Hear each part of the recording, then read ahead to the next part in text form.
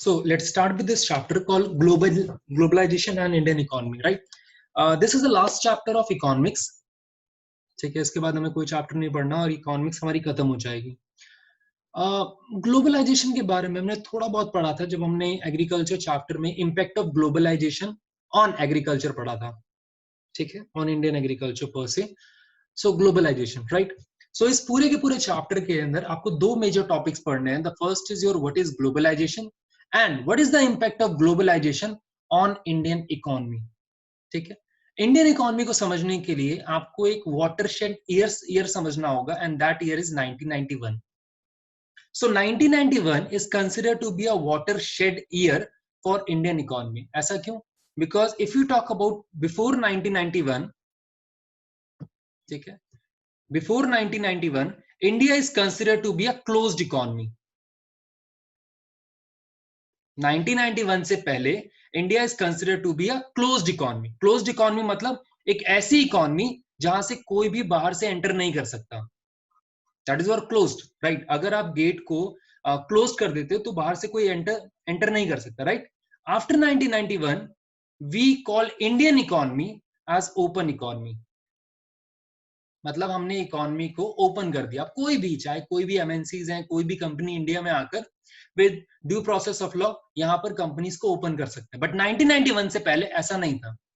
तो सवाल ये उठता है कि 1991 के अंदर ऐसा क्या हुआ कि उससे पहले वाली कंपनीज को और उससे पहले की इकोनॉमी को we consider as closed economy and after 1991 we consider it as open economy because in 1991 there is a event called LPG. So there was a event और पॉलिसी कॉल्ड एलपीजी. सरजिल, ये LPG का मतलब क्या होता है? Sir liquid petroleum gas. Liquid petroleum gas. Sir science में तो मैंने शायद पढ़ा था लिक्विफाइड पेट्रोलियम गैस. हाँ सर वही. हाँ अच्छा, वही एलपीजी वही होता है. चलो ठीक है. मृणाल, मृणाल, मृणाल अभी नहीं सुनेगा.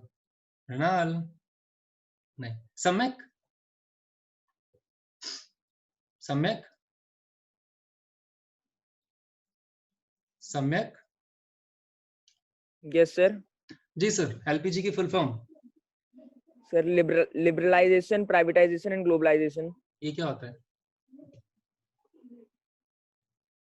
सर पता नहीं. पता नहीं, चलो ठीक है. सो एलपीजी के आप दो फुल फॉर्म पढ़ते हो, एक साइंस में, एक सोशल साइंस में. साइंस में you will read it at liquefied petroleum gas, but हमें उससे मतलब नहीं है, राइट? जो लोग नेक्स्ट ईयर इकोनॉमिक्स लेंगे, चाहे वो कॉमर्स में लें, साइंस में लें या फिर ह्यूमैनिटीज में लें, राइट, वो एलपीजी मॉडल को 12th क्लास के अंदर पढ़ेंगे. ठीक है, 12th क्लास के अंदर एक बकायदा एक पूरा चैप्टर है एलपीजी के ऊपर, लिबरलाइजेशन, प्राइवेटाइजेशन एंड ग्लोबलाइजेशन के ऊपर, right? So if you talk about the Indian economy before 1991, this Indian economy is known as closed economy. After 1991, it is called as open economy. ठीक है, क्यों? Because 1991 में we came out with the policy of LPG. L stand for liberalization, P stand for privatization and G stand for globalization. लेकिन sir अभी भी समझ नहीं आया कि क्लोज्ड इकोनॉमी और ओपन इकोनॉमी में फर्क क्या होता है, राइट? ना क्लोज्ड इकोनॉमी का मतलब क्या है? क्लोज्ड इकोनॉमी इट मींस कि हमने अपने डोर्स और अपनी इकोनॉमी को प्रोटेक्ट करने के लिए अपने इकोनॉमिक डोर्स को क्लोज किया हुआ है. इट सिंपली मींस कि कोई भी एमएनसीज इंडिया में एंटर नहीं कर सकती, इंडिया में वो अपनी इंडस्ट्रीज को सेटअप नहीं कर सकती. ठीक है. नाउ अब सवाल ये उठता है कि हमने एमएनसीज को इंडिया में आने से रोका क्यों? अगर एमएनसीज आएंगी तो बहुत सारा फॉरेन एक्सचेंज रिजर्व लेके आएंगी, अगर एमएनसीज आएंगी तो बहुत सारी टेक्नोलॉजी लेके आएंगे. डिस्पाइट द फैक्ट हमने एमएनसीज को बोला नहीं भाई, हमें अपनी इंडस्ट्रीज को प्रोटेक्ट करना है, हम नहीं चाहते कि आप यहाँ पर आओ. सो उसके अलावा क्या रीजंस होगा? हाँ रशिल.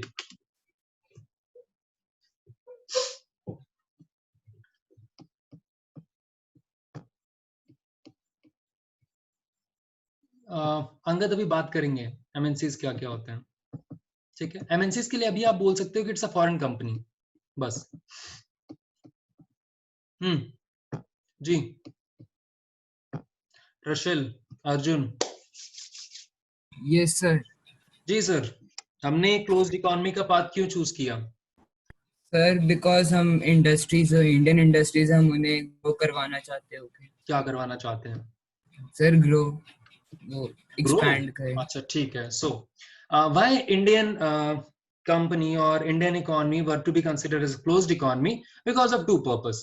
पहला, हमें ये पता था कि जब एमएनसीज यहां पर आएंगी वो अपने साथ बहुत सारा पैसा लेके आएंगी, इतना पैसा, इतना कंपटीशन क्रिएट करेंगी कि हमारी जो छोटी मोटी इंडस्ट्रीज है ना, स्मॉल स्केल इंडस्ट्रीज, वो सरवाइव नहीं कर सकती उस कंपटीशन को। ठीक है, और जैसे ही एमएनसीज आएंगी वो इस पूरे के पूरे मार्केट को कैप्चर कर लेंगी, हमारी स्मॉल स्केल इंडस्ट्रीज सरवाइव नहीं कर पाएंगी, एंड अगेन हमारी स्मॉल स्केल इंडस्ट्री खत्म। So in order to protect their own industry, हमने क्लोज्ड इकोनॉमी का पाथ चूज किया, फर्स्ट। द सेकेंड इज हमारी खुद की एंजाइटी, एक डर था। डर क्यों था? बिकॉज हमें ये लगता है कि history repeat itself, right? Initially भी तो एक ईस्ट इंडिया कंपनी ही आई थी, एक कंपनी जो एक ब्रिटिश कंपनी के तौर पर इंडिया में आई और उसने इंडियंस के ऊपर रूल करना शुरू कर दिया।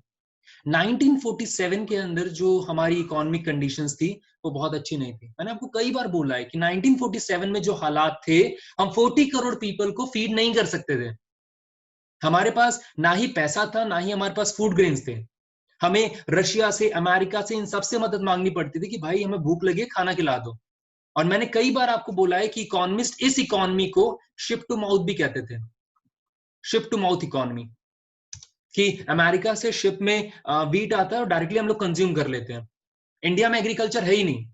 उस टाइम के जो इकोनॉमिस्ट थे वो ये बताते थे कि इंडिया की जो ग्रोथ रेट थी उस टाइम पे वो 4% के आसपास थी, 3 to 4%। और कई economist mockingly they call Indian economy as Hindu growth rate. They call it that economy as Hindu growth rate, कि जिस तरीके से हिंदू की पॉपुलेशन धीरे धीरे इंक्रीज हो रही है उसी तरीके से बढ़ रहा है, 3 से 4%। सो मॉकिंगली मजाक उड़ा रहे थे वो इंडियन इकोनॉमी का। ठीक है, बट मेन रीजन क्या था? मेन रीजन हमारी खुद की एंजाइटी थी, एंड मेन रीजन ये ईस्ट इंडिया कंपनी का डर, कि जिस तरीके के इकोनॉमिक हालात अभी हमारी कंट्री में है 1947 में, कोई एक कंपनी हो सकता है यहां पर आए और वो फिर से हमारे ऊपर रूल करना शुरू कर दे। एंड हमारे अंदर वो इतना डर था कि हम नहीं चाहते थे कि कोई भी कंपनी इंडिया में आकर रूल करना शुरू करे। सो फर्स्ट, अपनी इंडियन इकोनॉमी को, अपने इंडस्ट्रीज को प्रोटेक्ट करने के लिए, जो थोड़ी बहुत इंडस्ट्रीज बच गई थी ब्रिटिशर्स से, उन्होंने एक्सप्लॉइट नहीं किया। एंड द सेकेंड इज कि हमें डर था कि कोई एमएनसीज अगर यहाँ पे आएंगे तो हमारे लिए प्रॉब्लम क्रिएट कर सकते हैं, right? But the problem is कि अगर एमएनसीज नहीं आती तो उसका कॉन्सिक्वेंस क्या होगा? कॉन्सिक्वेंस इज कि आपके पास फॉरेन एक्सचेंज रिजर्व नहीं आएगा। फॉरेन एक्सचेंज रिजर्व का मतलब आप समझ सकते हो कि आपके पास डॉलर नहीं आएगा, simple, right? Now can anyone tell कि प्रोटेक्टिव इकोनॉमी के और क्लोज्ड इकोनॉमी के ड्रॉबैक्स क्या क्या हो सकते हैं? पॉजिटिव तो मैंने बता दिए। पॉजिटिव ये है कि आपने अपनी जो इंडिजिनियस इंडस्ट्रीज है उनको प्रोटेक्ट कर लिया, बट नेगेटिव क्या होगा? सर इकोनॉमी रैपिडली ग्रो नहीं होगी। Very good. सो हमें फॉरेन एक्सचेंज रिजर्व नहीं मिलेगा, this is a valid point. ठीक है, रिजर्व नहीं मिलेगा, गुड। हाँ, और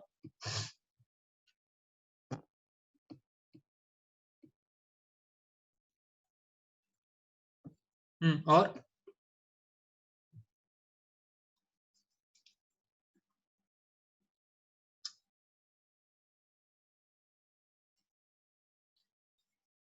हार्दिक, व्हाट्स योर ओपिनियन?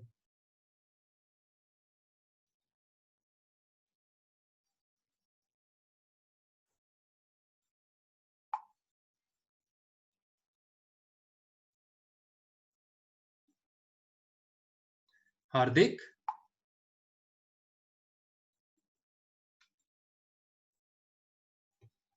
हार्दिक,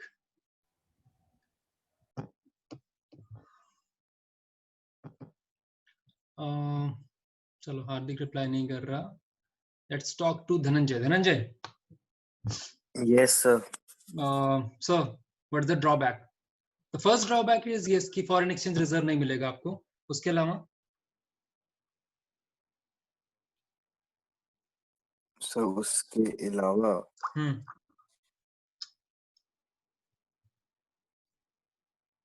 पता नहीं सर। अच्छा ठीक है, चलो किसी और से पूछते हैं। गर्व। Yes sir. हम्म, सर मुझे मतलब हम्म, सर पता नहीं सर, कोई आइडिया नहीं है। चलो ठीक है। नाउ सम्यक, चलो सम्यक, सम्यक, सम्यक। Yes sir. जी सर, क्लोज्ड इकोनॉमी के ड्रॉबैक्स क्या क्या हो सकते हैं? अच्छा, क्लोज्ड इकोनॉमी होती क्या है, चलो थोड़ी हेल्प करते हैं आपकी। क्लोज्ड इकोनॉमी होती क्या है?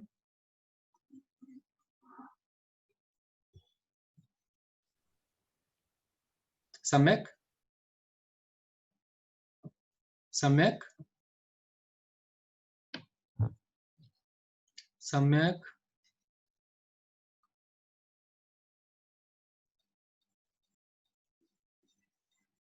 यतिश,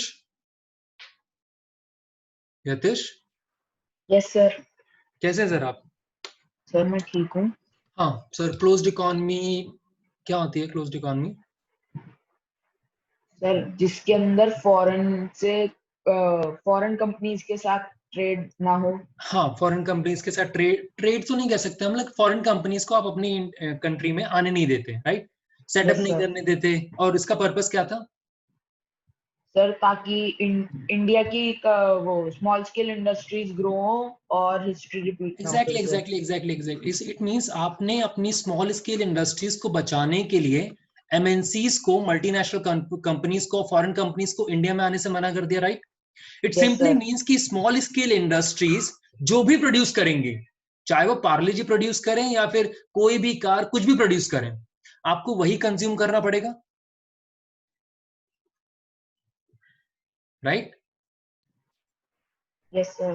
ठीक है, इट सिंपली मींस अगर एमएनसीज आपकी कंट्री में नहीं आ रही, अगर वो आपके साथ ट्रेड नहीं कर रही, तो ये जो स्मॉल स्केल इंडस्ट्रीज बना रही हैं आपको वही कंज्यूम करना पड़ेगा। अगर सिर्फ यही सोल सेलर हैं, तो ऑब्वियसली आपको जो प्राइजेस, आपको जो सामान मिलेगा that was at high prices, और यहाँ पर वैरायटी भी बहुत कम होगी। डू यू एग्री और नॉट? अरे क्वेश्चन था। नहीं, पहले आप इस बात से एग्री करते हो यस या नहीं सर। करते हैं? करते हो जी, बोलिए सर, क्वेश्चन। सर जैसे अगर हम ओपन इकोनॉमी चूज करते और थोड़ी सिलेक्टिव एमएनसीज को रोक सकते थे तो सर वो सही नहीं रहता? थोड़ी सेलेक्टिव इकोनॉमिक्स को रोक सकते थे सर, कर सकते थे, बट द प्रॉब्लम इज कि अगर आप कुछ एमएनसीज को इंडिया में आने की परमिशन देते तो बाकी कंपनीज आपको प्रेशराइज करना शुरू कर देती, right? We always opt an state jacket approach. State jacket approach means कि हमने हर किसी को डिनाई कर दिया, ठीक है? ओके उसके सर। उसके पीछे रीजन ये था कि अगर हम किसी के साथ सेलेक्टिव डिस्क्रिमिनेशन करते तो वो फिर हमारे लिए प्रॉब्लम हो जाती, राइट? आपने शायद पढ़ा होगा, कोल्ड वॉर का टाइम था उस टाइम पे, जहां पर इंडिया वाज फोर्स्ड कि हमें दो पार्टनर में से किसी एक को चूज करना था, आइदर वी चूज रशिया और अमेरिका। हमने बोला कि हम किसी को चूज नहीं करेंगे, we are becoming non aligned, ठीक है? हम दोनों के ही फ्रेंड्स बन के रहेंगे, दैट वाज आवर ऑब्जेक्टिव, ठीक है? Yes sir. हाँ, सो हम बात करेंगे अभी, राइट? हम यहाँ पर, आप लोगों ने मूवी देखी है एयरलिफ्ट, अक्षय कुमार वाली? Yes sir. यस हाँ सर। हाँ, सो अभी अक्षय कुमार वाली मूवी के बारे में बात करेंगे, बट अभी हम 1947 में ही हैं। सो द प्रॉब्लम इज कि पहला, फॉरेन एक्सचेंज रिजर्व नहीं मिलेगा, दूसरा, स्मॉल स्केल इंडस्ट्रीज आपको जो भी बना के देंगी, जैसा भी बना के देंगी, that will be at high rate, और वैरायटीज बहुत कम होगी। दूसरा, अच्छा एक बात बताओ, कंपटीशन अच्छी चीज है बुरी चीज है? सर दोनों। सर अच्छी दोनों, चीज है। ठीक है, जो लोग बोल रहे हैं दोनों, कैसे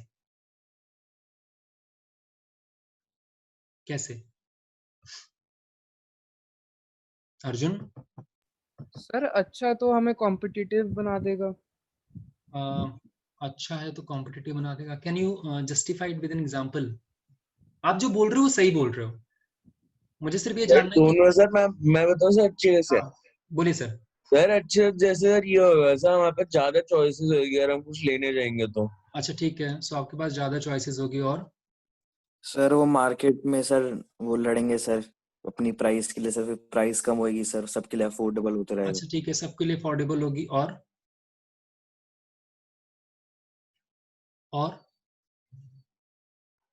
बस एक पॉइंट मिसिंग सर है। एम्प्लॉयमेंट बढ़ेगी। ठीक है, एम्प्लॉयमेंट बढ़ेगी और सिर्फ एक चीज और है, कंपटीशन आपको इंप्रूव करने में हेल्प करता है, राइट? अगर आप किसी के साथ कॉम्पीट नहीं करोगे तो आपके अंदर जो बेस्ट ऑफ यू है वो बाहर नहीं निकलता।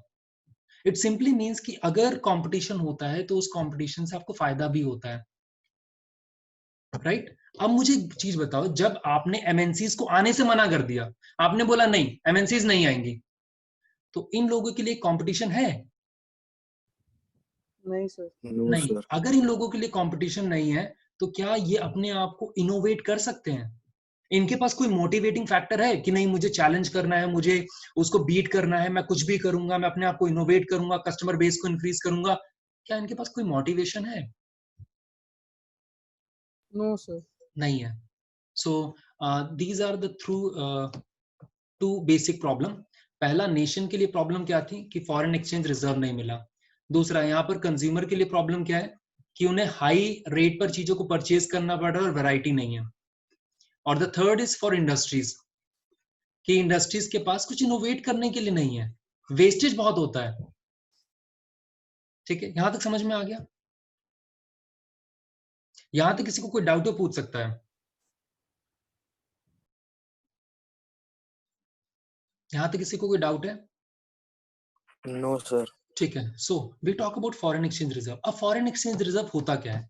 फॉरेन एक्सचेंज रिजर्व मतलब अगर आप किसी भी कंट्री को कोई भी सामान एक्सपोर्ट करते हो तो बदले में आपको पैसा मिलता है, राइट? और ये पैसा किस में मिलता है? डॉलर में। और इस डॉलर को आप यूज कर सकते हो जब आपको किसी सामान को इंपोर्ट करना हो। जैसे मैं छोटा सा एग्जांपल देता हूं। If you talk about India, India सबसे ज्यादा किस चीज को एक्सपोर्ट करता है? एग्रीकल्चर को, एग्रीकल्चर ग्रेन्स को और एग्रीकल्चर प्रोडक्ट्स। जब आप एग्रीकल्चर प्रोडक्ट्स को एक्सपोर्ट करते हो तो बदले में आपको डॉलर मिलता है और हम कह सकते हैं फॉरेन एक्सचेंज रिजर्व मिलता है। इस डॉलर को हम आरबीआई के पास रखते हैं एंड लेटर ऑन इसी डॉलर को हम यूज करते हैं जब हमें किसी कंट्री से पेट्रोल, डीजल, ये सब चीजें मंगवानी होती हैं, और क्रूड ऑयल इन शॉर्ट। ये समझ में आ गया?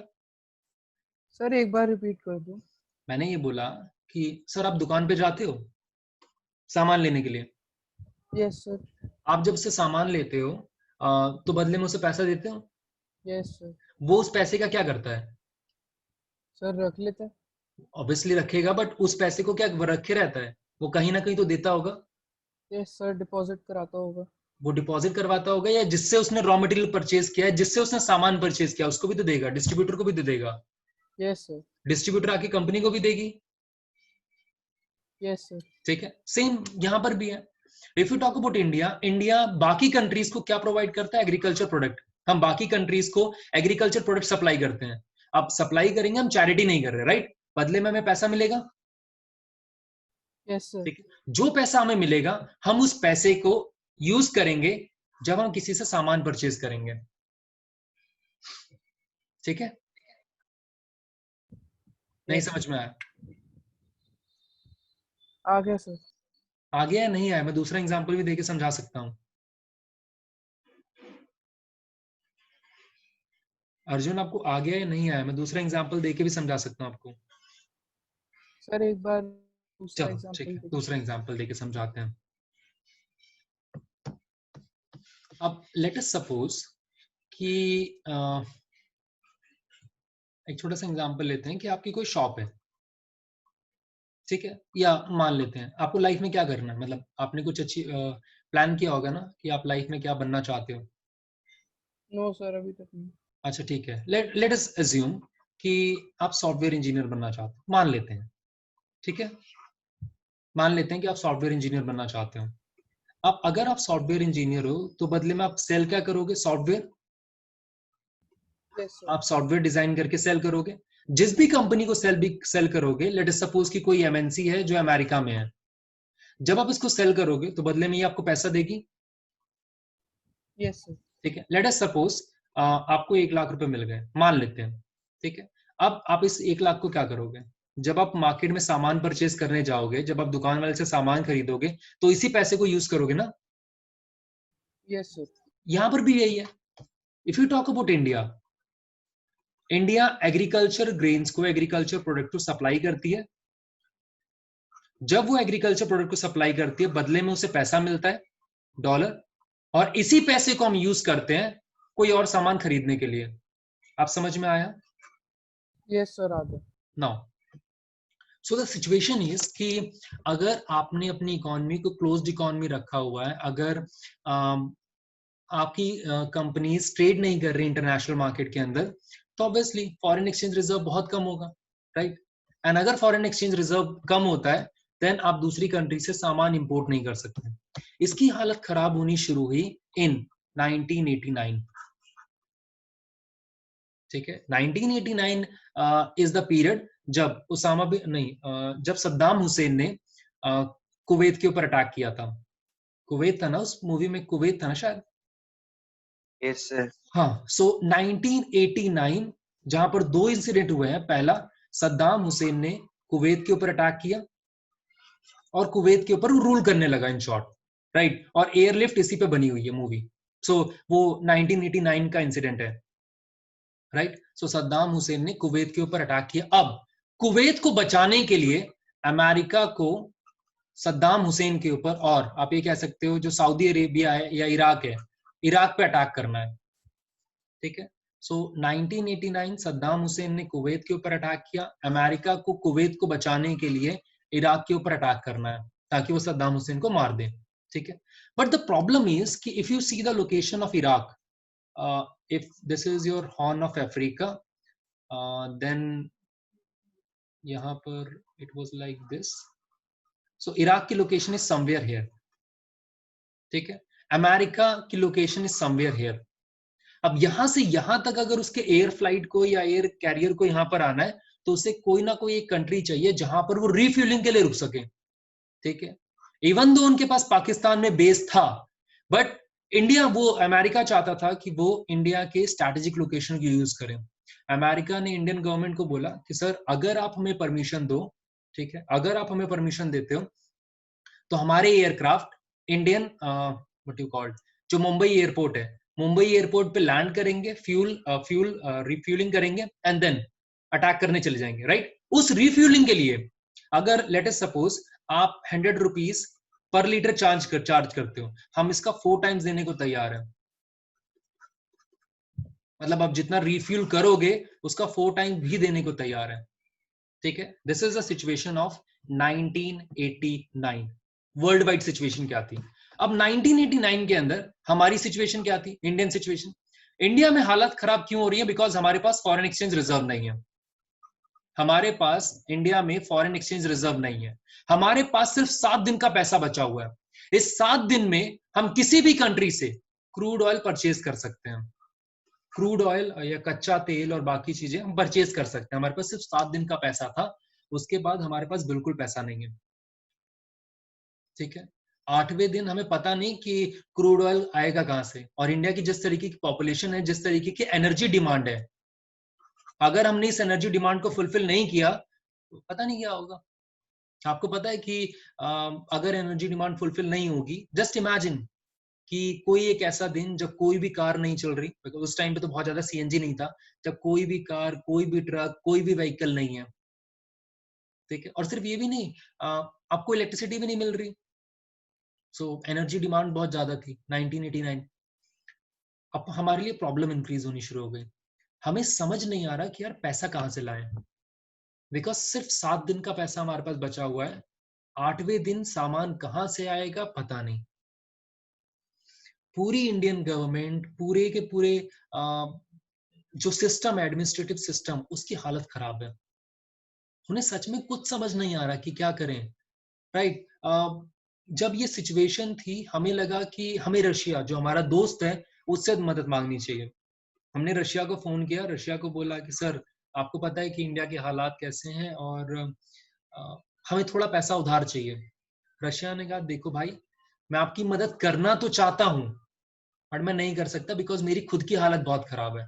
और रशिया सही कह रहा था बिकॉज 1991 के अंदर रशिया जो उस टाइम पे यूएसएसआर था वो 15 पार्ट्स के अंदर डिवाइड हो गया था, छोटे छोटे पार्ट्स में टूट गया था, उसकी खुद की इकोनॉमी स्टेबल नहीं थी, तो हमारी मदद क्या करता।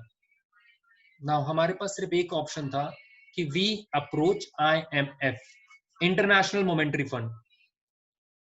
ठीक है, सो हमारे पास सिर्फ एक ही ऑप्शन था कि हम इंटरनेशनल मोमेंटरी फंड को अप्रोच करें। ठीक है, यहां तक किसी को कोई डाउट है पूछ सकता है।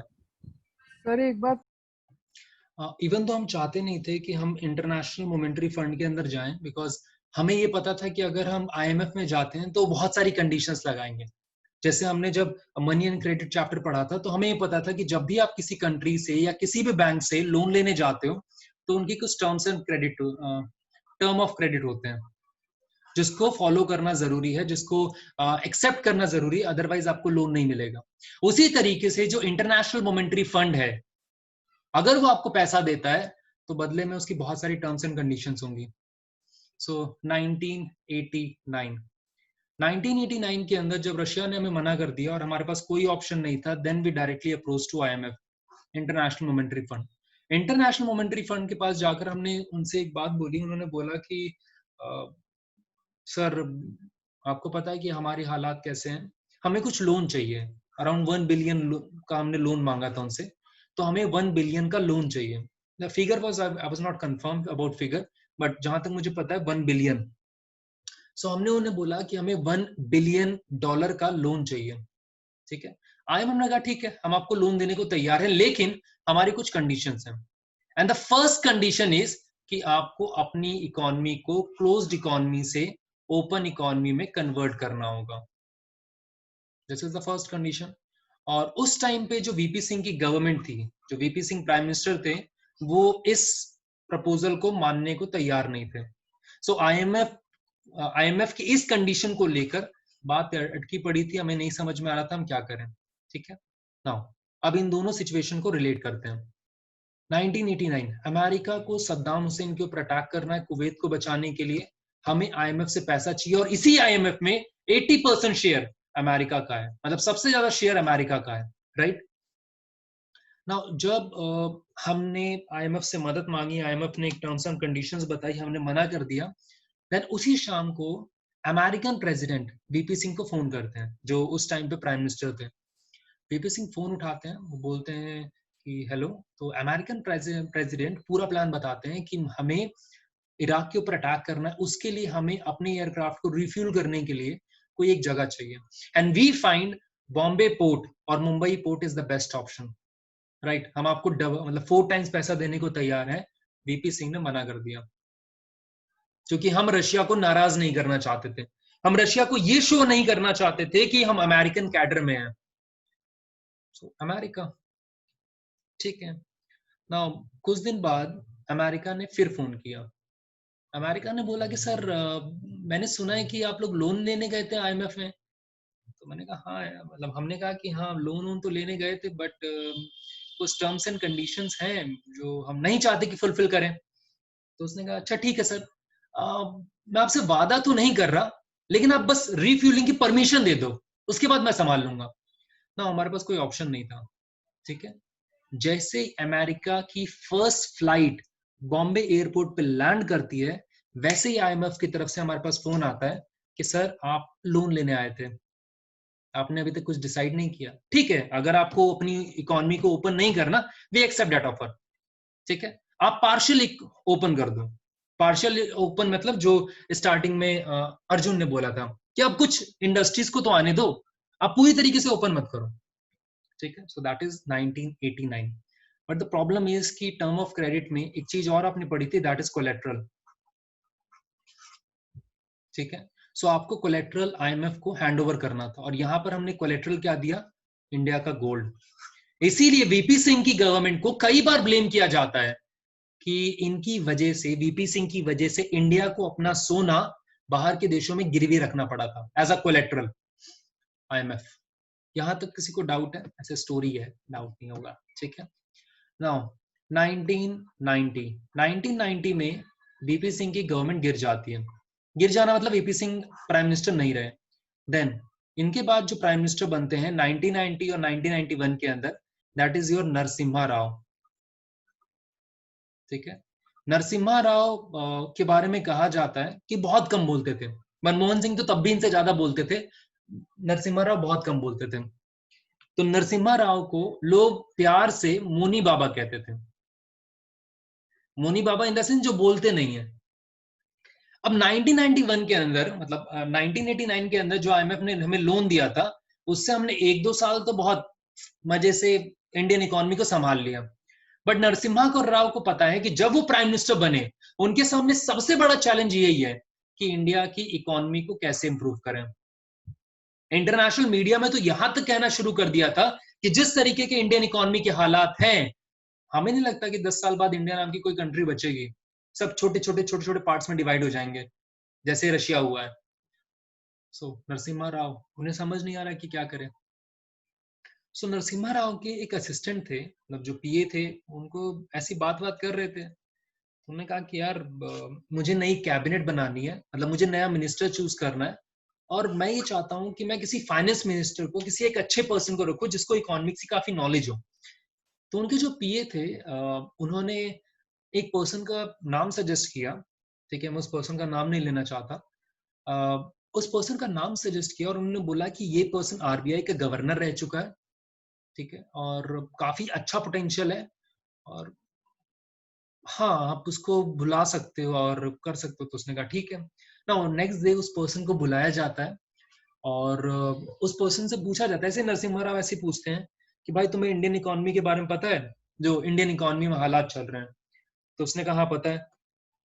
तो उसने कहा अच्छा क्या इसको संभाल सकते हो? उस आरबीआई गवर्नर ने कहा कि सॉरी सर, पॉसिबल ही नहीं है। इंडियन इकोनॉमी इस हालात में पहुंच चुकी है कि इसको रिवाइव करना क्लोज टू इम्पॉसिबल है। आई एम नॉट सेइंग कि इम्पॉसिबल है, बट क्लोज टू इम्पॉसिबल है, नहीं हो सकता। तो नरसिम्हा राव ने उसे कन्विंस करने के लिए बोला, भाई देखो सुनो, अगर तुम्हें लगता है कि तुम संभाल सकते हो तो मैं तुम्हें फाइनेंस मिनिस्टर बनाने को तैयार हूं। तो उसने कहा नहीं सर, मुझे अमेरिका में टीचिंग की जॉब मिल गई है, मैं वहीं जा रहा हूँ, वहां पर यूनिवर्सिटी में इकोनॉमिक्स पढ़ाऊंगा ना। वो चले गए। अब जब वो चले गए, नरसिम्हा राव की हालत और खराब। अब नरसिम्हा राव को ये समझ नहीं आ रहा कि भाई जब आरबीआई का गवर्नर, जिसको इकोनॉमिक्स की इतनी अच्छी नॉलेज है, अगर वो हाथ खड़े कर रहा है तो फिर बाकी लोग क्या ही कर सकते हैं ना। उस दिन वो बात कर रहे थे, फिर उनके पीए ने एक पर्सन का नाम सजेस्ट किया। तो उसने बोला कि एक यंग सा लड़का है, मतलब यंग है और लड़का तो नहीं कह सकते, उसने वर्ल्ड बैंक के अंदर काम किया हुआ है, ठीक है, internationally economist, as a economist recognise है, आरबीआई का गवर्नर रह चुका है, राइट। मेजर पॉलिसीज में हम उससे मदद मांगते हैं, and the school of economics due में अभी वो लेक्चरर है, पढ़ा रहा है, ठीक है। सो इतनी बढ़िया प्रोफाइल है, आप बोलो तो बुलाएं। तो नरसिम्हा राव ने कहा यार तुम खामा का बेइज्जती करवाते रहते हो, पिछले आरबीआई गवर्नर को बुलाया था, उसने कुछ किया नहीं, बुला लो, अब क्या कर सकते हैं, कुछ ऑप्शन होगा तो क्या करें, ठीक है, अब कुछ कर तो सकते नहीं है, चलो बुला लो। Now that person is Manmohan Singh. उन पर्सन का नाम है मनमोहन सिंह। मनमोहन सिंह को 1991 में नरसिम्हा राव के साथ मिलने के लिए बुलाया जाता है। नरसिम्हा राव बहुत कंफर्टेबल पोजीशन के अंदर बैठे हुए थे, तो उन्होंने ऐसी मजाक में उनसे पूछा कि हाँ मनमोहन, इंडियन इकोनॉमी की हालत जानते हो? तो उसने कहा जानता हूँ। तो उसने कहा अच्छा ठीक है, तुम्हें लगता है कि कुछ हो सकता है, मतलब थोड़ी बहुत भी उम्मीद भी है? तो मनमोहन सिंह ने कहा हाँ हो सकता है ना। वो थोड़ा खड़े हुए एंड देन सेड अच्छा तुम कह रहे हो, अरे बैठो बैठो, तुम खड़े क्यों, बैठो बैठो, अच्छा तुम कह रहे हो कि इंडियन इकोनॉमी रिवाइव हो सकती है? तो मनमोहन सिंह ने कहा हाँ सर बिल्कुल हो सकती है, इंडियन और इतनी बुरी हालत में नहीं है कि यहाँ से रिवाइव ना हो सके। तो उसने कहा अच्छा तो तुम कर सकते हो रिवाइव? तो मनमोहन ने कहा कि हाँ मैं रिवाइव कर तो सकता हूँ, बट अरे बट छोड़ो, अगर तुम्हें लगता है कि तुम इसे रिवाइव करवा सकते हो पीए को बोला सुनो इनका नाम फाइनेंस मिनिस्टर में डालो, ठीक है। बट मनमोहन सिंह ने कहा सर रुको तो मेरी कुछ टर्म्स एंड कंडीशंस है। उसने बोला अच्छा बताओ तुम्हारी क्या टर्म्स एंड कंडीशन है। उन्होंने बोला सुनो सर मैं फाइनेंस मिनिस्टर बनने को तैयार हूं लेकिन मेरी एक शर्त है कि मैं जो भी डिसीजन लूंगा आप किसी भी पॉलिटिकल प्रेशर में कि अपोजिशन वाले चिल्ला रहे हैं, प्रोटेस्ट हो रहा है, ये हो रहा है, वो हो रहा है, आप उस डिसीजन को वापस नहीं लोगे, राइट। बिकॉज जो मैं करने वाला हूं, जो मेरे दिमाग में पॉलिसीज हैं, प्रोग्राम्स हैं, उसका इंपैक्ट आपको अभी नहीं दिखेगा, 10 साल बाद दिखेगा। बट हाँ इंडियन इकोनॉमी रिवाइव मतलब नेक्स्ट मंथ से ही करना शुरू कर देगी या नेक्स्ट ईयर से ही करना शुरू कर देगी। तो उसने कहा ठीक है। नरसिम्हा राव भी स्मार्ट पर्सन थे, तो नरसिम्हा राव ने बोला कि ठीक है बट मेरी भी एक शर्त है। शर्त यह है कि अगर ऑपोजिशन ने प्रोटेस्ट किया मैं कुछ नहीं बोलूंगा, मैं संभाल लूंगा, लेकिन अगर लोगों ने प्रोटेस्ट किया और मुझे लगा कि उनका प्रोटेस्ट जेन्युइन है तो सॉरी मनमोहन मैं कुछ नहीं कर सकता। चलो यहाँ पर बात हुई एंड दिस मीटिंग ओवर। 2-3 दिन बीते और मनमोहन सिंह के पास कोई फोन नहीं आया, तो मनमोहन सिंह ने बोला कि ठीक है नरसिम्हा राव ऐसे मजाक कर रहे होंगे और वो किसी और को चूज कर लिया होगा, तो वो नॉर्मल जॉब पे लग गए एज ए लेक्चरर। सुबह 8 बजे वो ड्यू में लेक्चर ले रहे हैं, इन बिटवीन प्यून भागते हुए आता है और मनमोहन सिंह के सामने खड़े होकर बोलता है अरे सर सर सर सुनो वो प्रधानमंत्री का फोन है। तो नरसिम्हा मतलब मनमोहन सिंह ने बोला अच्छा ठीक है रिलैक्स भाई, हाफ क्यों रहे हो। तो उसने कहा अरे प्राइम मिनिस्टर का फोन है। तो मनमोहन सिंह ने बोला आई नो प्राइम मिनिस्टर का फोन है, मैं चल रहा हूँ बात कर रहा हूँ, क्योंकि उस टाइम पे बहुत ज्यादा फोन्स नहीं होते थे, मैं चल रहा हूँ बात कर रहा हूँ ना। जब मनमोहन सिंह वहां पर बात करने गए तो उन्होंने फोन उठाया और नरसिम्हा राव ने दूसरी तरह से बोला मनमोहन क्या कर रहे हो। तो उसने कहा कुछ नहीं एज नॉर्मल लेक्चर ले रहा हूँ। सुनो तुम राष्ट्रपति भवन आओ, तुम्हें फाइनेंस मिनिस्टर बना रहे हैं, राइट। और सुनो तुम्हें घर जाने की भी जरूरत नहीं है, कपड़े मैंने गाड़ी में भिजवा दिए हैं। तो गाड़ी बाहर खड़ी थी, उन्हें तुरंत राष्ट्रपति भवन लेके गए। राष्ट्रपति भवन में उन्हें फाइनेंस मिनिस्टर बना दिया। जो फर्स्ट डिसीजन उन्होंने लिया बजट पेश करने के तौर पे, that is your LPG. LPG stand for liberalisation, privatisation and globalisation. NCERT में मतलब 10th की एनसीईआरटी में एलपीजी के बारे में नहीं दिया हुआ। We have to talk about two thing, the first is L and G, ठीक है। Let's talk about liberalisation. Now liberalisation का मतलब क्या होता है? Liberalisation simply means removing of trade barrier, removing of trade barrier is known as liberalisation. मतलब अब हमने क्लोज्ड इकोनॉमी को किस तरीके से बनाया था। अब यहां पर हम मतलब इंडिया में कोई गेट तो नहीं है कि नहीं तुम अंदर नहीं आ सकते, तुम बाहर नहीं जा सकते। अगर मैं चाहता हूं कि मैं किसी कंपनी को इंडिया में आने से रोकूं या फिर अपनी कंपनीज के साथ अपनी कंपनीज को कंपटीशन से बचाऊं, तो मैं क्या करता हूं, मैं इसके ऊपर बहुत सारे ट्रेड बैरियर लगाना शुरू कर देता हूं, मैं कस्टम ड्यूटीज लगाना शुरू कर देता हूं। सो अल्टीमेटली होगा क्या, जब इतने सारे बैरियर्स होंगे तो वो कंपनी इंडिया में नहीं आएगी, ठीक है। मान लो किसी कोई भी चाइनीज प्रोडक्ट है जिसका इंटरनेशनल मार्केट में 10 रुपीज है रेट, हमारी जो इंडस्ट्रीज है वो 20 रुपीज में सेल करती है। अब इंडियन गवर्नमेंट को इस 20 रुपीज वाली कंपनी को बचाना है, तो वो क्या करेंगे, वो इसके ऊपर 400% का टैक्स लगा देंगे। Now this product become 40 rupees. क्यों परचेज करेगा कोई चाइनीज कंपनी को सामान? पहला। दूसरा, कस्टम क्लियरेंस नहीं मिलेगा, पोर्ट पर आएंगी, पोर्ट पर वहीं पड़ी रहेंगी, क्लियर ही नहीं करेंगे, राइट। जब से ये हमारा टशल चल रहा है इंडो और चाइना के बीच में, अराउंड 2000 करोड़ का सामान अभी भी पोर्ट पर पड़ा हुआ है, इंडियन गवर्नमेंट ने उसे क्लियरिफाई नहीं किया, क्लियरेंस प्रोवाइड नहीं किया। 2000 करोड़ का सामान चाइना से इंडियन पोर्ट पर पड़ा हुआ है बट इंडियन मार्केट में नहीं पहुंचा, और वो जुलाई से पड़ा हुआ है, ठीक है। So that is our trade barrier. So first decision क्या लिया गया? फर्स्ट डिसीजन इज कि there should be a removing of trade barrier. जितने भी ट्रेड बैरियर्स हैं, जो भी हमने बहुत सारे टैक्सेस लगाए हुए हैं, उन सारे टैक्सेस को हम खत्म कर देंगे, मेजरली टैक्सेस को खत्म कर देंगे, ताकि इंडिया में एमएनसीज आनी शुरू हो। यहां तक समझ में आ गया? यहां तक समझ में आ गया? सर ये एक बार रिपीट कर दो। क्या सर लिबरलाइजेशन? सर लिबरलाइजेशन का मतलब होता है रिमूविंग ऑफ ट्रेड बैरियर, ठीक है। ट्रेड बैरियर मींस कि बैरियर का मतलब क्या होता है? ऑब्स्टिकल। सो आप ट्रेड में ऑब्स्टिकल क्रिएट कर रहे हो, ठीक है? तो आप ट्रेड में अल्टीमेटली ऑब्स्टिकल क्रिएट कर रहे हो। कैसे क्रिएट कर रहे हो? उनके ऊपर बहुत सारे टैक्सेस लगाकर, फालतू के। आप समझ में आया? Yes sir. ठीक है, सो दैट वाज और लिबरलाइजेशन। नाउ जैसे ही आपने टैक्स बैरियर को खत्म किया, इंडिया में बहुत सारी एमएनसीज आनी शुरू हो गई। अब एमएनसीज क्या होती है? MNCs is multi national corporations. So MNCs is multinational corporation. Now what do you mean by multinational? Multinational का मतलब होता है कि इनका जो प्रोडक्शन है, it was comprised or organized in a more complex way. So the first favorite question of NCERT or CBSE कि production of MNCs are organized in a more complex way. Explain. ठीक है, this is a 3 marker question, right. MNCs के बारे में कहा जाता है multinational corporation कि इनके जो ब्रांचेस होते हैं वो बहुत सारे नेशंस के अंदर होते हैं, राइट। एंड इनके बारे में ये भी कहा जाता है कि production of MNCs are organised in a more complex way. बहुत कॉम्प्लेक्स वे के अंदर ये अपने आप को ऑर्गेनाइज करते हैं। कैसे? If you take the example of Apple, ठीक है, Apple is MNC, multinational corporation है, राइट ना। इसकी जो डिजाइनिंग पार्ट है वो कहां पर होती है? अमेरिका। क्यों?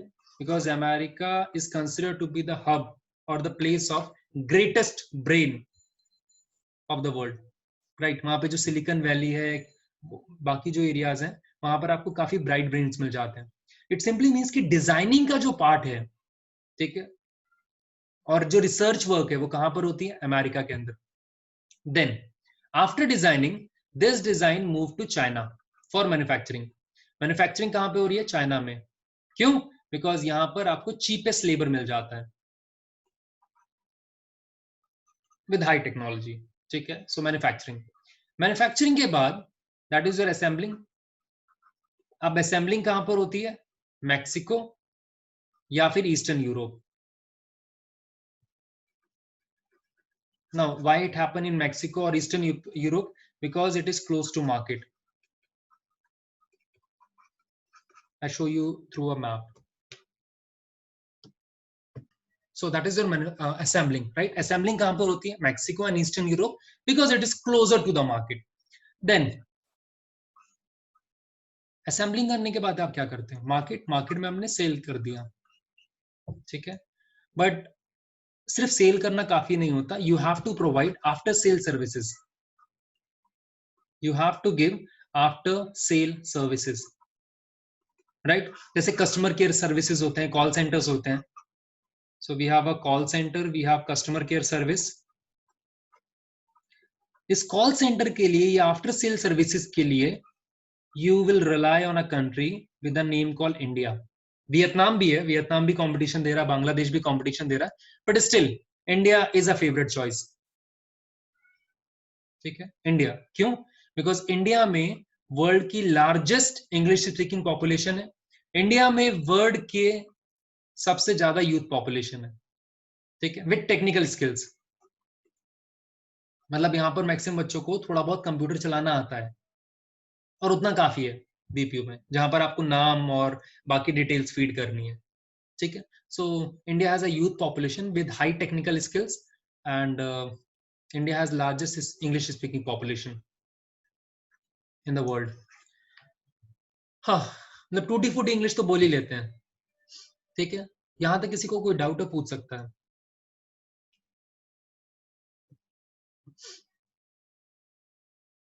किसी को कोई डाउट है यहां तक?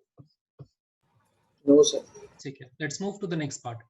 अब एमएनसीज यहां पर आ तो गई, बट जो हमारा सबसे बड़ा डर था कि जैसी एमएनसीज यहां पर आएंगी वो इस पूरे के पूरे मार्केट को कैप्चर करना शुरू कर देंगे, ठीक है। Now the next question is how MNCs capture the market across the country.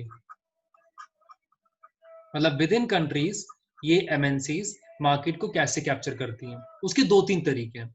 The first way is direct investment. The first is direct investment. Direct investment का मतलब, let's take the example of Samsung. Samsung अभी अपना एक plant लगा रही है नोएडा के अंदर, ठीक है, फ्रॉम स्क्रैच, जिसको हम ग्रीनफील्ड प्रोजेक्ट कहते हैं. सैमसंग ने यूपी गवर्नमेंट के साथ नेगोशिएट किया, ठीक है, उन्होंने एक डील साइन की जहां पर सैमसंग ने ब्रिक बाय ब्रिक, मतलब नोएडा के अंदर जाकर एक लैंड को परचेज किया, ब्रिक बाय ब्रिक उन्होंने प्रोडक्शन करना शुरू किया. राइट, वो उसको बना रहे हैं अभी. इस बनने के प्रोसेस में 5 साल का टाइम लगेगा. तो यहाँ पर फर्स्ट वे क्या है कि कोई भी एमएनसीज इंडिया में आती हैं, किसी भी कंट्री के अंदर जाती हैं, दे डायरेक्टली परचेज, वो लोगों को रिक्रूट कर रही हैं, ब्रिक बाय ब्रिक लेयर बना रही हैं, फाउंडेशन बना रही है, इंफ्रास्ट्रक्चर डेवलप कर रही हैं. सो that is a direct investment. ठीक है, दिस इज द फर्स्ट वे. यहां तक समझ में आ गया? Yes sir. ठीक है. Now the second way is, अब इसमें प्रॉब्लम क्या है? प्रॉब्लम ये है कि ठीक है, आपके पास खुद की लैंड होगी, आप रिक्रूट करोगे, सब कुछ है, but the problem is you have to wait for 5 years, such a long period. 5 साल कौन वेट करेगा भाई? मतलब अभी सैमसंग की जो डील हुई थी वो आई गेस 2019 में ही हुई थी, अभी तक उनका वो प्लांट बन के तैयार नहीं हुआ. सो वी आर एक्सपेक्टिंग कि 2022 तक हो जाएगा. 3-4 साल सैमसंग को वेट करना पड़ेगा, यहाँ पर प्लांट लगाना, सब कुछ रिक्रूट करना, सब कुछ करने में. अब कोई भी एमएनसीज जो इंडिया में पैसा कमाने के लिए आई है, किसी भी कंट्री के अंदर पैसा कमाने के लिए आई है, वो इतना वेट क्यों करेगी? ठीक है. सो दूसरा तरीका क्या है कि जब भी कोई कंट्री यहाँ, मतलब जब भी कोई कंपनी यहाँ पर आती है, they always look for small competitors. ठीक है, they always look for small competitors. Now what they do कि जब भी कोई एमएनसीज यहाँ पर आएगी, वो इस स्मॉल कॉम्पिटिटर को परचेज कर लेगी. ठीक है, जब आपने परचेज किया तो उसके रिसोर्सेस को आप अपने बेनिफिट के लिए यूज कर सकते हो. जैसे एनसीईआरटी में एक एग्जांपल दिया हुआ है कि कारगिल फूड परचेज पराग फूड. ठीक है, कारगिल फूड सोयाबीन और ये सब चीजें बनाते हैं, तेल वेल बनाते हैं. सो स्मॉल कंपनीज को एमएनसीज आके परचेज कर लेती है. ठीक है, परचेज करने के बाद उनके इंफ्रास्ट्रक्चर को वो खुद यूज करते हैं. यहां तक समझ में आ गया? सर हाँ बोलिए सर. मतलब ऐसे अभी रिसेंटली रोरिटो ने रेनॉल्ट को खरीदा था. कह सकते हो. ठीक है, अभी रिलायंस ने एक वो टॉय मेकिंग कंपनी थी ना, एच से कुछ नाम था, was not remembering the name. Sir वो एच से कुछ नाम था. सर हैमी कुछ करके था. हाँ है, ऐसी कुछ था. सर हैमलिस. हाँ हैमलिस. तो उसको परचेज कर लिया था. वो भी एक टेक्निक है. ऑस्ट्रेलियन मार्केट में उन्हें बहुत अच्छी रीच मिल गई रिलायंस को. ठीक है, so that is your MNC. ये दूसरा तरीका है. अब इसमें भी कुछ पॉजिटिव कुछ नेगेटिव पॉइंट है. तीसरा तरीका, the third way is joint venture. The third way is joint venture. अब यहाँ पे प्रॉब्लम क्या है कि जब भी एमएनसीज आ रही हैं, वो किसी ना किसी स्मॉल कॉम्पिटिटर को नुकसान पहुंचा रही है. ठीक है, अब उससे अच्छा तरीका क्या है कि आप किसी एक इंडियन कंपनी या किसी भी लोकल कंपनी के साथ टाई अप कर लो. जैसे I give you 2 example. The first example is Vodafone and Idea. So we talk about Vodafone and Idea. Idea is a Indian company, Vodafone is a British company. Competition face कर रहे थे, कुछ भी कर रहे थे, they come together, right, and they form Vi. उन्होंने एक कंपनी बनाई कॉल VI. ठीक है. दूसरा, you take the example of Hero Honda. पहले हीरो होंडा की बाइक्स आती थी, अब हीरो अलग हो गया, होंडा अलग हो गया. Hero is a Indian company, Honda is a Japanese company. Right, 2 companies एक साथ आती हैं ताकि वो एक दूसरे का फायदा उठा सकें. और यहाँ पे दोनों को फायदा है. कैसे? जब भी कोई एमएनसीज इंडिया में आएगी या इंडियन कंपनीज के साथ ज्वाइंट वेंचर करती है, तो ये कंपनी अपने साथ बहुत सारा कैपिटल लेके आती है, जिस कैपिटल को इंडियन कंपनी यूज कर सकती है अपने मार्केट रीच को इंक्रीज करने के लिए, अपने ब्रांड इमेज को रिक्रिएट करने में, रीब्रांडिंग करने में. सो मार्केट पहला. दूसरा, जब भी कोई फॉरेन कंपनीज इंडिया में आती हैं, किसी भी कंट्री में जाती हैं, वो अपने साथ बहुत सारी टेक्नोलॉजी लेके आती हैं। जैसे आई गिव एन एग्जांपल, आपने एक मिसाइल का नाम सुना होगा कॉल ब्रह्मोस, ठीक है, BrahMos, right. BrahMos is derive from a name of two rivers, the first is called Brahmaputra and Mekong, ठीक है। Brahmaputra is the river in India and this river is in Moscow और रशिया, ठीक है। सो दो रिवर्स के नाम पर हमने ब्रह्मोस मिसाइल का नाम रखा। It means it is a joint venture between India and Russia, India और रशिया के बीच का जॉइंट वेंचर है ये, ठीक है। नाउ इसमें फायदा क्या हुआ कि अगर रशियन कंपनी इन्वॉल्व है तो उसने इंडिया को बहुत सारी टेक्नोलॉजी प्रोवाइड की है, रशिया ने व्हाट यू कॉल्ड बहुत सारा पैसा प्रोवाइड किया है, ठीक है। सो इससे दोनों को फायदा है। नाउ द फोर्थ वे जो सबसे इजी होता है, the fourth and the last way is कि ये एमएनसीज लोकल मैन्युफैक्चरर से सामान परचेज करते हैं एंड देन अपनी ब्रांड वैल्यू में बेचना शुरू करते हैं। जो इनके बड़े बड़े शोरूम्स हैं वहां पर उन्हें बेचना शुरू करते हैं, एंड क्योंकि उनका टैग लगा हुआ है और अल्टीमेटली टैग ही बिकता है, सो हर कोई परचेज करता है। जैसे एनसीईआरटी में एक लुधियाना का एग्जांपल दिया है कि लुधियाना में एक स्मॉल स्केल इंडस्ट्रीज हैं जो कि फुटबॉल बनाती है एंड लेटर उसको रीब्रांड करके कोई और कंपनी अपने नाम पर बेचती है, ठीक है। So that is a local manufacturing. यहां तक समझ में आ गया? हाँ, यहां तक किसी को कोई डाउट है? नहीं है। So we talk about liberalisation, let's talk about globalisation. Privatisation हमें नहीं पढ़ना, जो लोग इकोनॉमिक्स लेंगे वो 12th में पढ़ेंगे, ठीक है। So let's talk about globalisation. Globalisation के बारे में मैंने आपको थोड़ा बहुत इंफॉर्मेशन दिया था when we talk about the impact of globalisation on Indian agriculture. किसी को थोड़ा बहुत याद है?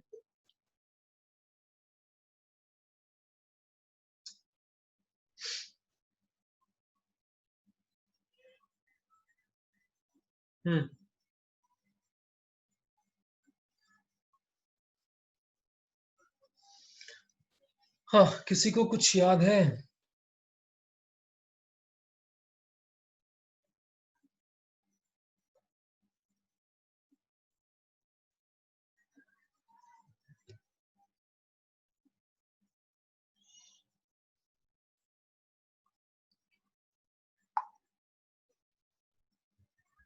ग्लोब, अरे दो ही आंसर है, हाँ या ना। No sir. चलो ठीक है, हाँ बस इतनी सी चीज बोलने में। So let's talk about globalisation and this is the last topic for today, ठीक है। Globalisation, if you talk about globalisation, globalisation का मतलब क्या होता है? Interconnection and integration of foreign market through trade और थ्रू फॉरेन ट्रेड, ठीक है। So that is interconnection and integration of foreign market through foreign trade. जैसे मैंने आपको एक एग्जांपल दिया था कि if you talk about Delhi, ठीक है, दिल्ली में आप अनियन परचेज करने जाते हो, राइट। तो let us suppose the price is 60 rupees per KG, let us suppose.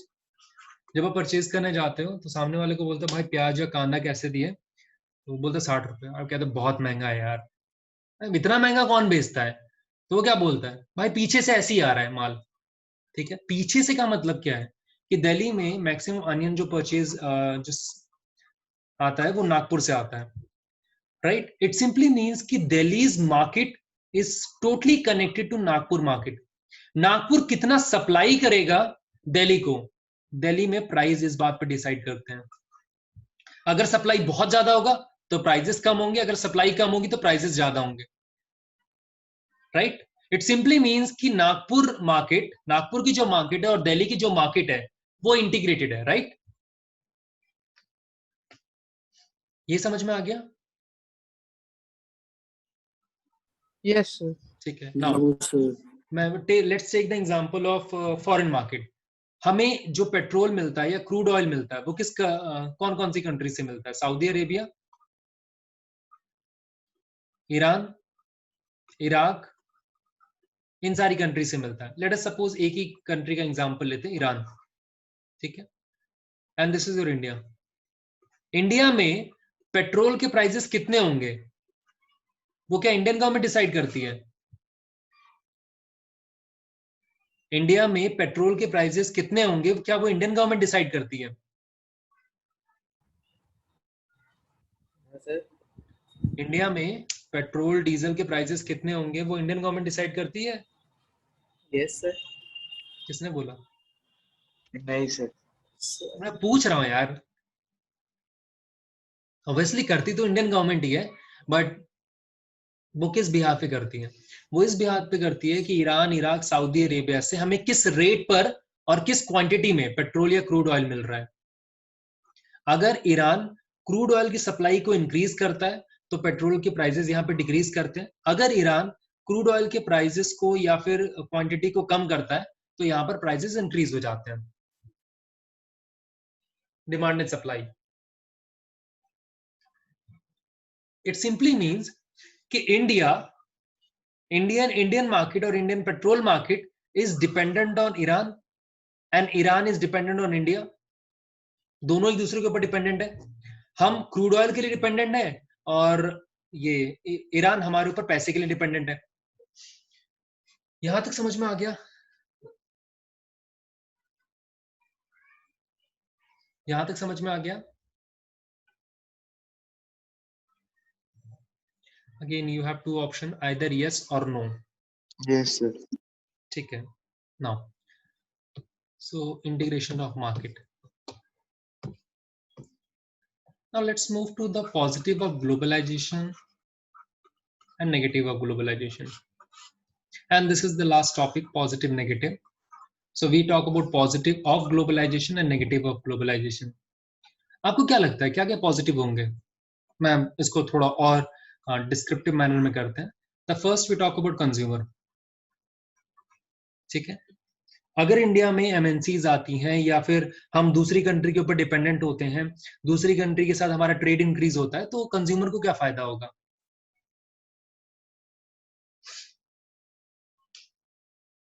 Consumer को क्या फायदा होगा?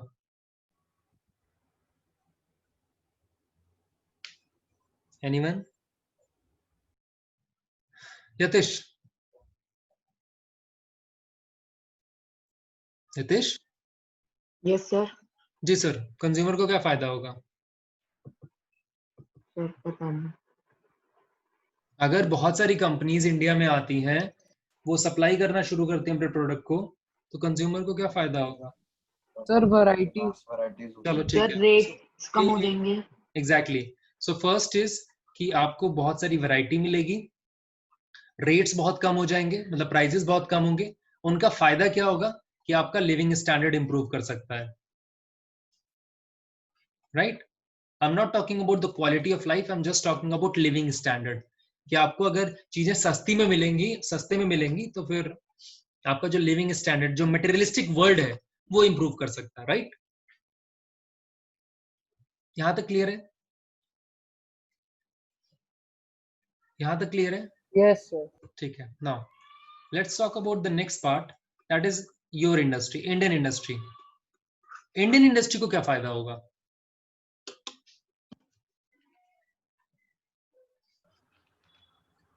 सर वो भी सर ऐसे से मतलब सर एक बाहर की कंपनी के साथ सर मतलब उसमें आ सकते हैं सर. वर्ड भूल गया सर मैं. एग्जैक्टली. इट मींस कंपटीशन हो सकता है. एग्जैक्टली. वो खुद एमएनसी बन सकती है. आप Yes, हमेशा उल्टा क्यों देखते हो कि कोई कंपनी आएगी इंडिया में और वो इंडियन कंपनीज को रूइन कर देगी? उल्टा भी तो हो सकता है कि इंडियन इंडस्ट्रीज एमएनसीज बन सकती हैं. जैसे we have example of Tata, we have example of Reliance, right. We have example of Patanjali. ठीक है. बहुत सारी कंपनीज है, इंडियन कंपनीज, जो आज एमएनसी बन चुकी हैं. ठीक है. You talk about Byju's. है, अन अकेडमी। सो ये सारे लोग हैं, मतलब सारी चीजें हैं जो एमएनसीज बन चुकी हैं, बहुत सारे नेशन के अंदर ऑपरेशन करते हैं लोग। ये समझ में आ गया? Yes sir. Now next we talk about कि नेशन को क्या फायदा हुआ, इंडिया को क्या फायदा हुआ इससे। सर जो इंडस्ट्रीज है सर, वो अगर कोई जो बाहर के वो आएंगे इंडस्ट्रीज, तो वो अच्छा ही वो बनाएंगे। अच्छा ठीक है, सो प्रोडक्ट्स तो एग्जैक्टली इंडियन कंज्यूमर को फायदा इंडस्ट्रीज भी अपना वो करेंगे, हाँ ठीक है, क्वालिटी इंप्रूव करेंगे। ठीक है। सो वो कंज्यूमर के लिए हो गया, इंडस्ट्री के लिए हो गया। नेशन को फायदा ये होता है कि इसे पैसा मिलता है, फॉरेन एक्सचेंज रिजर्व, ठीक है। They get foreign exchange reserve, उन्हें बहुत सारा पैसा मिलता है, राइट। इंडियन इकोनॉमी में नेक्स्ट क्लास में आपको वीडियो भी दिखाऊंगा, या मैं वीडियो लिंक शेयर करूंगा, वीडियो नहीं दिखाऊंगा, ठीक है। सो हमें बहुत पैसा मिला है फॉरेन एक्सचेंज रिजर्व। यहां तक क्लियर है? यस। ठीक है। नाउ द क्वेश्चन इज कि if every coin has two faces, so this also applies to globalization. If globalization has some merit, so it also has some demerit. Let's talk about demerits for the workers. Sir उनको लो price पर काम करना पड़ेगा। ठीक है, workers and nation. So the first is your workers, right? Because हर एक country चाहती है कि उसकी कंट्री के अंदर एमएनसीज आए। सो एमएनसीज को बहुत सारी फैसिलिटीज मिलती हैं, we will talk about them. MNCs को बहुत बहुत बहुत सारी फैसिलिटीज मिलती हैं। उसमें ये भी फैसिलिटी होती है कि आप जब चाहे वर्कर्स को हायर कर सकते हो, जब चाहे आप उन्हें निकाल सकते हो, ठीक है। एमएनसीज की वजह से, I was not talking about the high profile job, but MNCs की वजह से जो वर्किंग क्लास है, it has to face exploitation. They were forced to work in unorganised sector. उन्हें अनऑर्गेनाइज्ड सेक्टर में काम करना पड़ता है, जिसकी वजह से उनका खुद का बहुत एक्सप्लॉयटेशन होता है। So if you talk about workers, rate of exploitation increase होता है। If you talk about industries, industries को क्या नुकसान है एमएनसीज के आने से? सर उनके संग बहुत चैलेंजेस हो जाते हैं सर उनके साथ। एग्जैक्टली, चैलेंजेस बहुत हैं। सबसे बड़ी बात, इतना बड़ा कंपटीशन होता है कि आप एमएनसी के साथ कॉम्पीट नहीं कर सकते। जैसे मैं एक छोटा सा एग्जांपल देता हूँ, आई गेस 2012 का इंसिडेंट है। जो यूपीए गवर्नमेंट है, जो कांग्रेस की गवर्नमेंट थी, वो एफडीआई लाना चाहती थी रिटेल में। जिस तरीके से हमारे पास रिलायंस फ्रेश और बाकी चीजें हैं, उस तरीके से आप रिटेल में एमएनसीज को लाना चाहते थे। अभी तक अलाउड नहीं था, ठीक है। रिटेल में लाना चाहते थे विद 100% एफडीआई। पर्पस क्या था? लोगों ने बोलना शुरू किया कि वॉलमार्ट ने कांग्रेस को बहुत पैसा दिया है। वॉलमार्ट की जो लॉबी है, उसने कांग्रेस को बहुत पैसा दिया इंडियन मार्केट को कैप्चर करने के लिए। वॉलमार्ट के पास इतना पैसा है कि वो 1 साल तक जितने भी उसके कस्टमर, उनको फ्री में सर्विस दे सकता है। एक पर्टिकुलर लोकेशन के अंदर आपको फ्री में चीजें बांट सकता है। अब मान लो कि अगर इसने कोई मतलब किसी चीज का प्राइस 10 रुपीज है, आप लोकल रिटेल शॉप पे लेते हो, you will find it let suppose 9 rupees और 10 रुपीज। वॉलमार्ट आपको 5 रुपए में भी दे सकता है। कोई कॉम्पीट कर सकता है इससे? नहीं। सो इंडस्ट्रीज को नुकसान ये होता है कि वो इस कंपटीशन को फेस नहीं कर पाते। जो स्मॉल स्केल इंडस्ट्रीज है, जिनके चांस है ग्रो करने के, वो चांसेस खत्म हो जाते हैं, and these industries got shut down, खत्म, ठीक है। The next we talk about nation.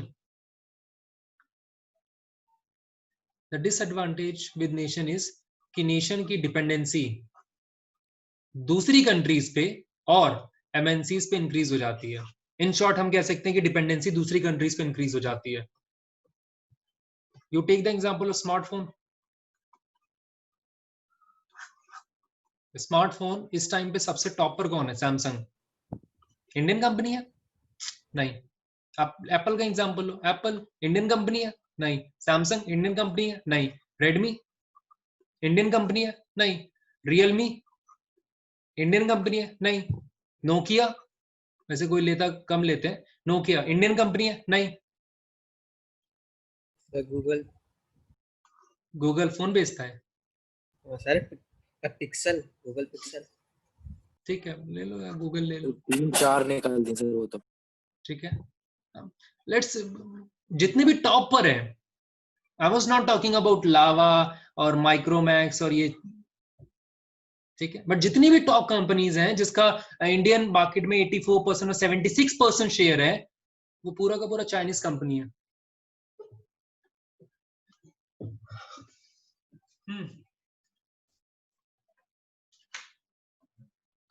किसी का डाउट है?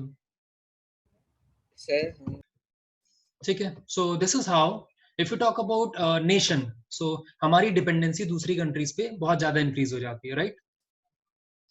ठीक है, बट द थिंग इज कि एमएनसीज के आने की वजह से ये जो पॉजिटिव पॉइंट्स हैं ये इतने ज्यादा हैं कि हर एक कंट्री चाहती है कि उसकी कंट्री में एमएनसीज आए, बट एमएनसीज को लाना अपने आप में एक बहुत बड़ा चैलेंज है। हम मोदी साहब जाते हैं, वर्ल्ड के लीडर के साथ नेगोशिएट करते हैं, उनसे बोलते हैं कम मेक इन इंडिया, राइट? अब कोई भी कंपनी ऐसे नहीं चली जाएगी। इसके लिए जो इंडियन गवर्नमेंट है बहुत सारे अट्रैक्टिव ऑप्शंस लेके आती है, उनमें उन सब में एक अट्रैक्टिव ऑप्शन है SEZ। The option is SEZ. SEZ stand for Special Economic Zone. So we have this Special Economic Zone. Special Economic Zone का मतलब क्या होता है? हमने एक एरिया में वर्ल्ड क्लास फैसिलिटी क्रिएट करके, world class facility in the sense कि हमने उन्हें रोड प्रोवाइड किया, ट्रांसपोर्टेशन फैसिलिटी प्रोवाइड की, जो ड्रिंकिंग वाटर है, ऑप्टिकल फाइबर है, इंटरनेट, वो सब चीजें फैसिलिटी प्रोवाइड करके उन्हें ये प्लेस प्रोवाइड कर दिया कि आप यहाँ पर आकर अपनी इंडस्ट्री को ब्रिक बाय ब्रिक तैयार करो, ठीक है, राइट? जो भी एमएनसीज आकर यहाँ पे स्पेशल इकोनॉमिक जोन के अंदर अपनी फैक्ट्री को या अपनी मैन्युफैक्चरिंग स्टार्ट करती हैं, उन्हें इनिशियली 5 साल तक कोई भी टैक्स देने की जरूरत नहीं है, बिकॉज हमारा मानना यह है कि 3 साल लगेंगे उनको इंडस्ट्री सेट करने में, 2 साल वो प्रॉफिट तो अर्न करेंगे। सो नेक्स्ट 5 ईयर तक, इनिशियल 5 ईयर तक आपको कोई भी टैक्स देने की जरूरत नहीं है, ठीक है, पहला एडवांटेज। दूसरा एडवांटेज, आपको वर्ल्ड क्लास फैसिलिटी मिल रही है। The third advantage is the policy of hire and fire. इस स्पेशल इकोनॉमिक जोन में, सिर्फ इसी स्पेशल इकोनॉमिक जोन के अंदर there is a flexible labour law. There is flexible labour law. Flexible labour law का मतलब, अगर आपके पास डिमांड है तो आप लोगों को हायर करो, अगर आपके पास डिमांड नहीं है तो आप लोगों को निकाल दो, खत्म, राइट? उन लेबर के पास कोई भी राइट नहीं है, वो लेबर लॉज में नहीं जा सकते, वो लेबर कोर्ट नहीं जा सकते, लेबर लॉज के को लेकर आपके ऊपर केस नहीं कर सकते, कुछ नहीं कर सकते। So we have this flexible labour laws, special economic zone, ठीक है। उसके अलावा भी है, हमने after coming of Modi government हमने वन विंडो सोल्यूशन निकाला है कि सारे प्रपोजल एक साथ हम प्रोवाइड कर देंगे आपको, ताकि हम चाहते हैं कि इंडिया में बहुत सारी इंडस्ट्रीज आए, इंडिया में मैन्युफैक्चरिंग स्टार्ट हो, राइट? जो एक ड्रीम है कॉल आत्मनिर्भर भारत और मेक इन इंडिया, वो सक्सेसफुल हो, ठीक है। यहाँ तक किसी को कोई डाउट है?